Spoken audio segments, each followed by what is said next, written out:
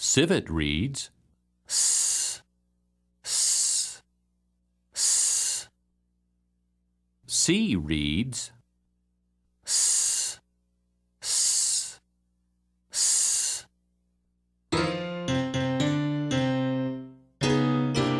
A civet circled a cedar tree just to see what he could see.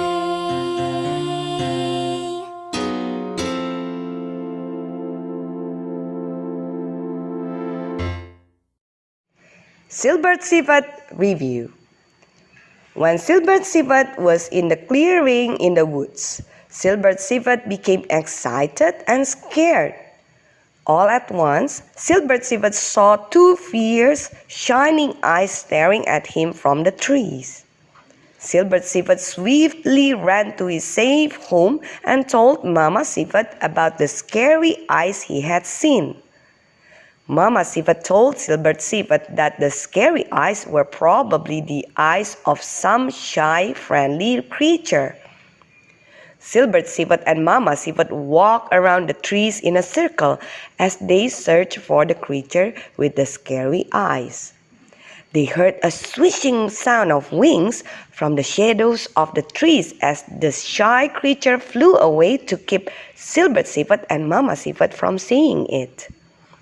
When Mama went to the city to visit a sick civet friend, she asked Silbert Civet to watch all his brother and sister civets. Silbert Civet was still a little concerned about the creature with the scary eyes, but Silbert Civet made sure that he watched the little civets as they excitedly played in the sweet-smelling grass around the cedar tree.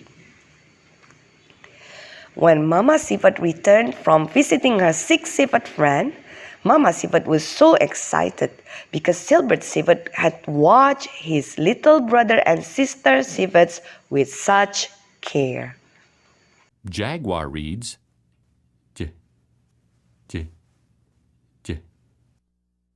J reads J, J, J. A jaguar jumped into a jeep. He jammed on the horn. Beep, beep, beep, beep, beep. Jimmy Jaguar. Jimmy Jaguar was just starting to drive. "Look out," he would say, honking his horn.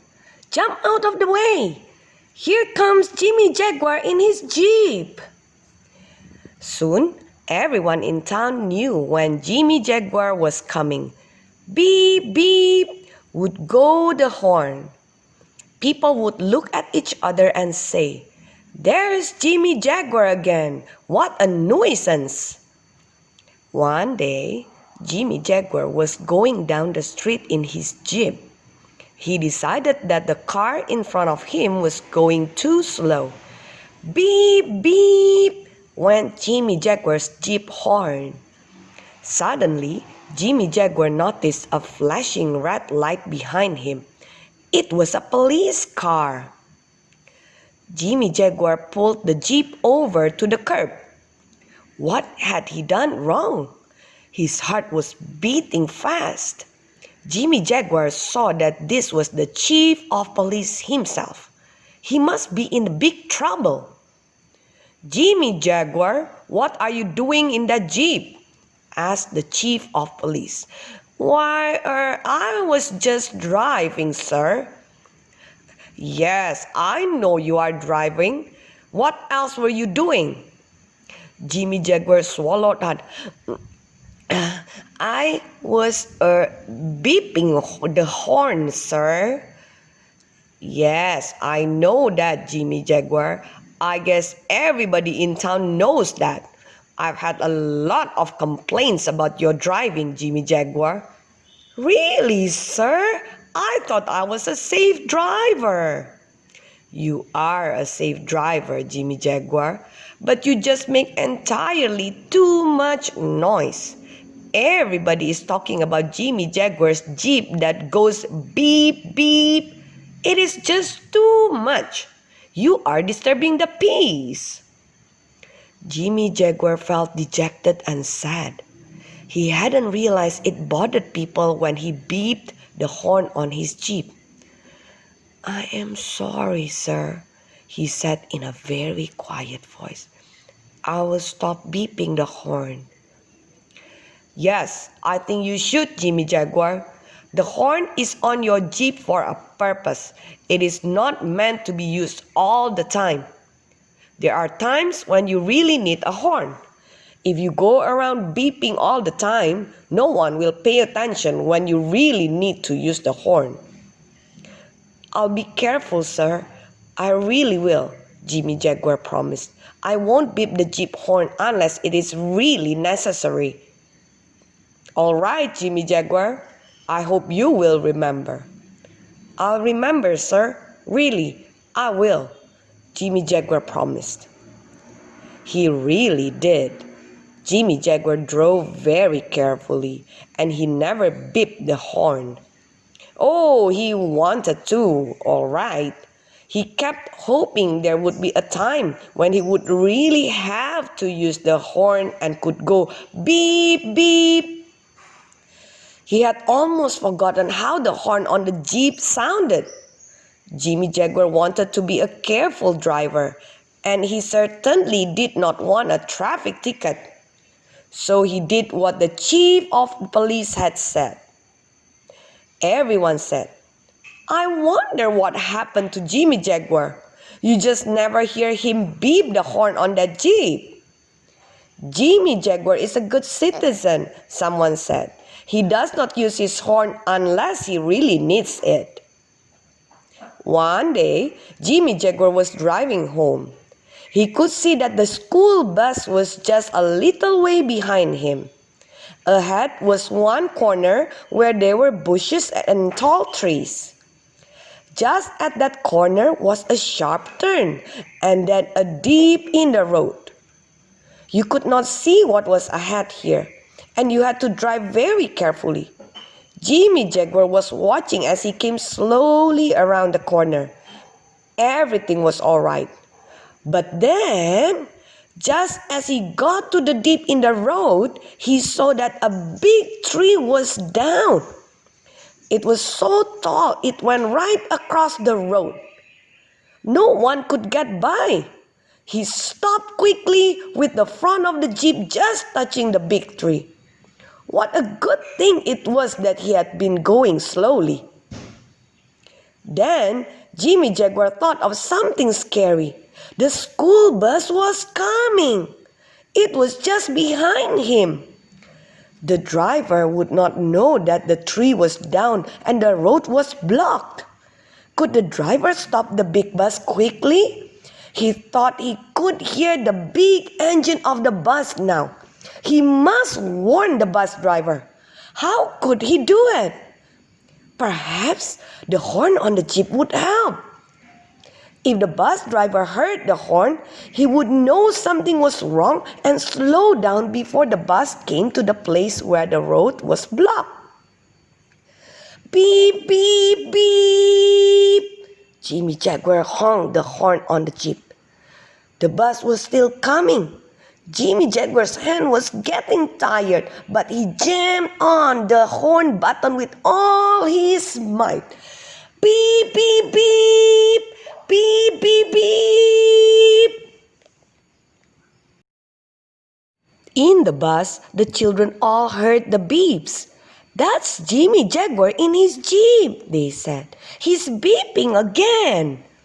"Yes," the bus driver said, "that's Jimmy Jaguar, but he never beeps his horn anymore. I wonder why he's doing it now." "Maybe something's wrong," said one of the children.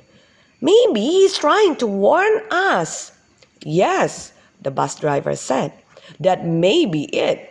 I think I'd better go very slowly. This is a dangerous corner." By then, the bus was almost to the corner and going very, very slowly. Beep, beep, beep, went the horn on Jimmy Jaguar's Jeep. "Look, cried the children. A tree is down! The road is blocked! Now I see why Jimmy Jaguar beeped his horn, the driver said. I am so glad that I slowed down. It would have been a very dangerous thing without Jimmy Jaguar's warning. Jimmy Jaguar stopped beeping his horn. The bus had stopped. Jimmy Jaguar, the bus driver said, that was a good idea. You helped me stay out of danger. I am glad, said Jimmy Jaguar. I hated to beep the horn, but it was the right thing to do. Say, you used to beep all the time, didn't you? Jimmy Jaguar was just a little embarrassed as he said, Yes, but I changed. That's how we knew something was wrong. Jimmy Jaguar never jams on his horn anymore. Just for an emergency, said Jimmy Jaguar. That's why jeeps have horns. Walrus reads w, w, w. W reads w, w, w.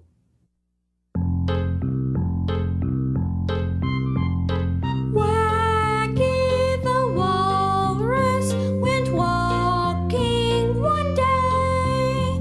Along came the west wind and blew him away. Wacky Walrus. Wacky Walrus was very pleased because he was so big. My, but he was huge.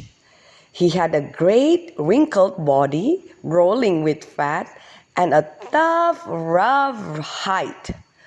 He had whiskers that bristled, and he had two enormous tusks hanging down from each side of his mouth. What a fierce-looking creature Wacky Walrus was. Now, maybe you wonder why he was called Wacky Walrus. That's such a funny name for a walrus.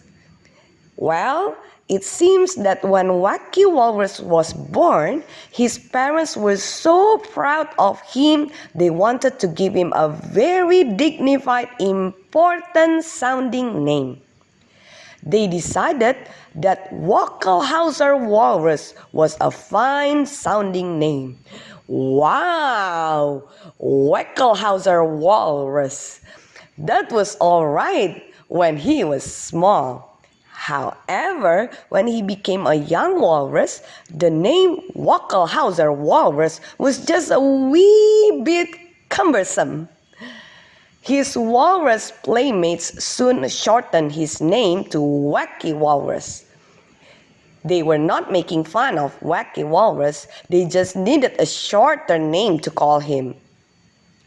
Now, Wacky Walrus was big enough for a big name like Wackelhauser Walrus. But everyone was used to calling him Wacky Walrus. It seemed awfully unfriendly to yell, Hey, Wackelhauser Walrus, come and play with us.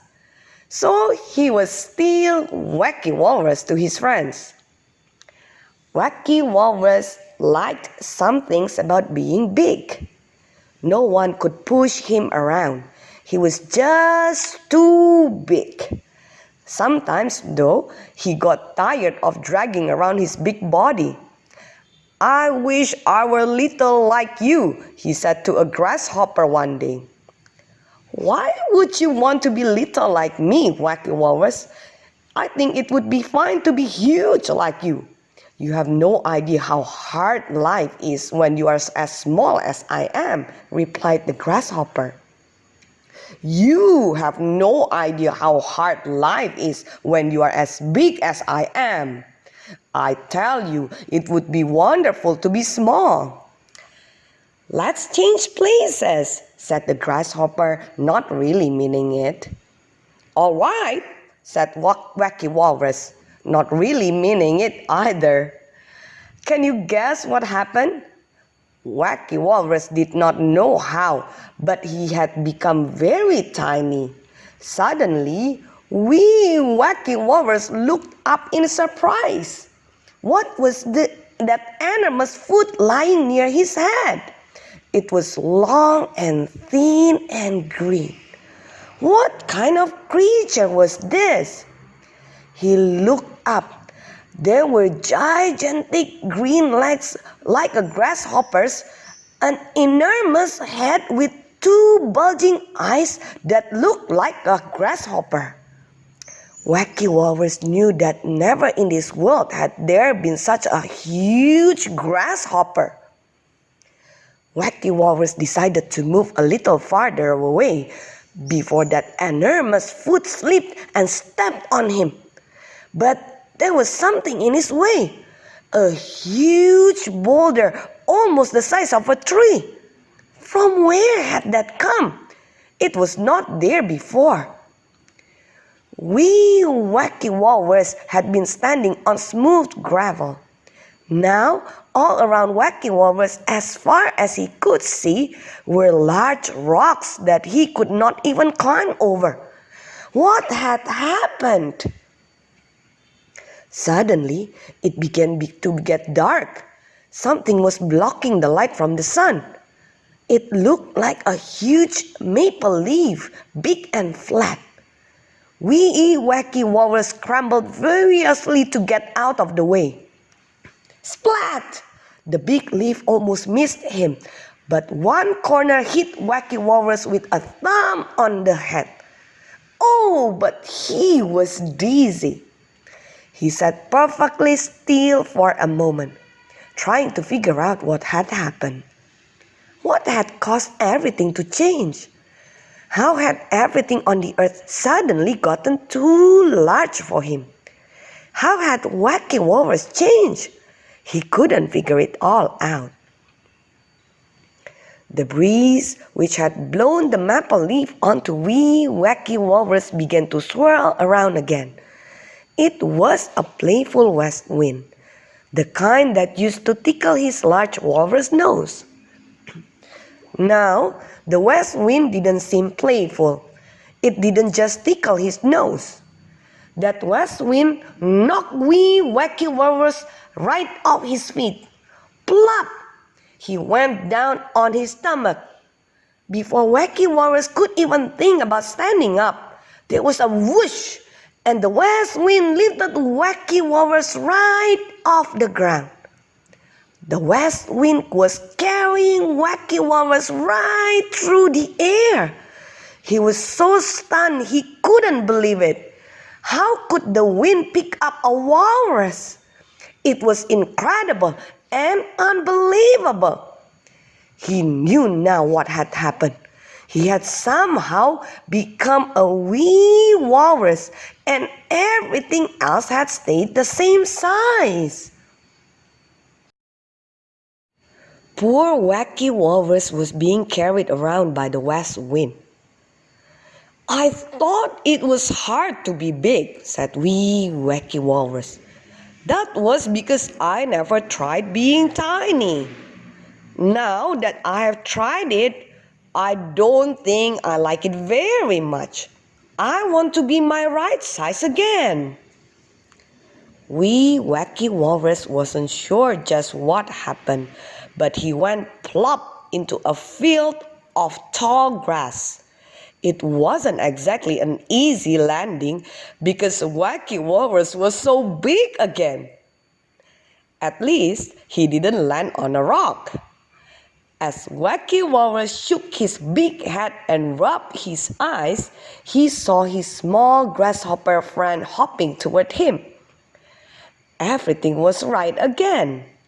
Wacky Walrus was big and the grasshopper was a wee size. "Being big is right for me, and being small is right for you. I'm sorry I ever complained," Wacky Walrus said to his grasshopper friend. "You just can't understand someone else's problems until you have had them." Wacky Walrus looked around him contentedly. Really, I'm just glad to be me. The size I am, the way I am, it's a mighty good thing just to be satisfied.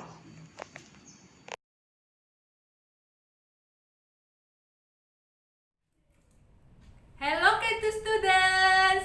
How are you today? Today, we want to listen the character story. The title is A Friend Needs Forgiveness. God, help me to do right. Pray AC were chosen that morning.